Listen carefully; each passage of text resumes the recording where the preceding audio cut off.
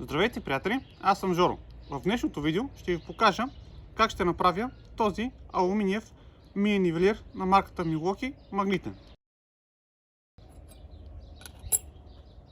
В момента виждате, че нивелира не привлича метални елементи и не може да бъде закрепван за такива. За целта ще поставя магнити в основата на нивелира, като така ще може да го закрепвам за различни метални повърхности. А сега да започваме. Първо премахвам краш тапите, които са поставени от двете страни на нивелира.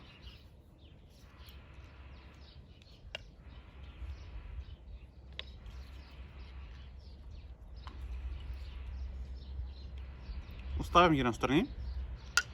И ето какво представлява нивелират, когато краш тапите са премахнати от него.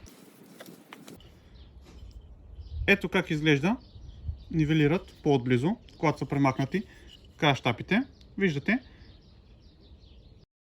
нивелират представлява кух алуминиев профил с либела отгоре.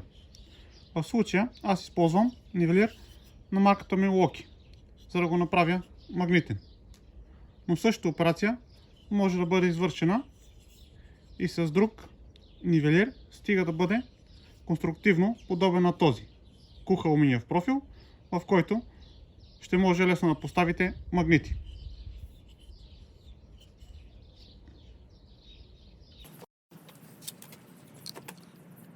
Това са магнитите, които смятам да поставя в нивелира.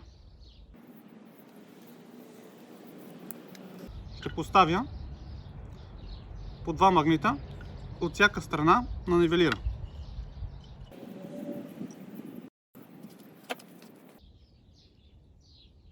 Ето по този начин ще поставя магнитите в нивелира и ще видите какво ще се получи, когато го направя.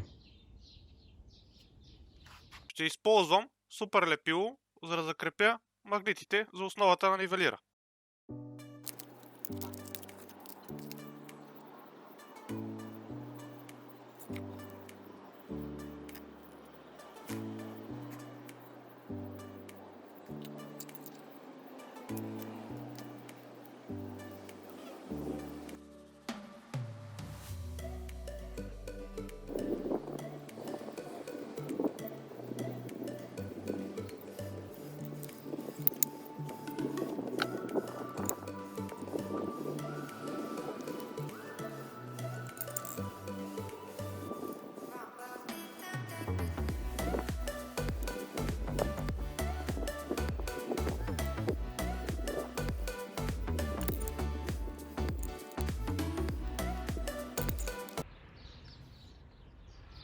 Проверявате дали тапите могат да влезат спокойно, след като сте поставили двата магнита.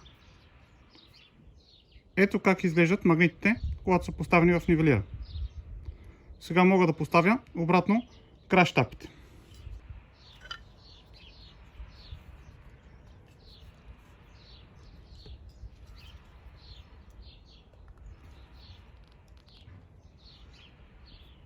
Поставих обратно краш тапите и сега резултата.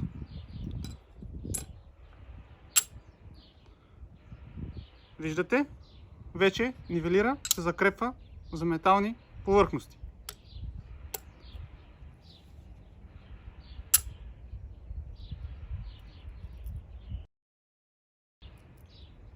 И при това доста стабилно. Още един тест.